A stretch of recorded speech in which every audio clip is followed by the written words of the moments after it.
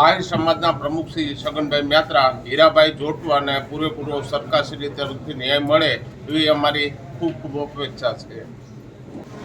આજરોજ કેશોદ મામલતદાર ઓફિસે એક વ્યથા, દુઃખ અને ન્યાયની અપેક્ષા સાથે આહિર સમાજ સાથે કેટલાય સમાજ મળી અને મામલતદાર થ્રુ મુખ્યમંત્રી સુધી આવેદન પહોંચાડવા માટે બહોળી સંખ્યામાં માણસો ઉપસ્થિત થયા છે.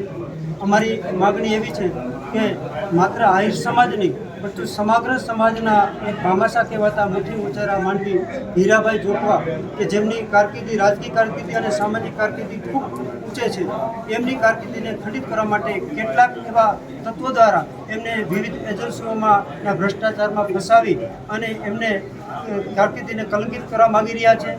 આ કારકિર્દી જો ખંડિત થાય તો એમનો વિજય થાય. આ હેતુ એમનો સર કરવા માટે હીરાભાઈને બદનામ કરી રહ્યા છે. ત્યારે અમારી માગણી એવી છે કે આ બાબતે તટસ્થ તપાસ થાય અને હીરાભાઈ નિર્દોષ છે એવી માગણી પુરવાર કરે એવી અમારી માગણી છે.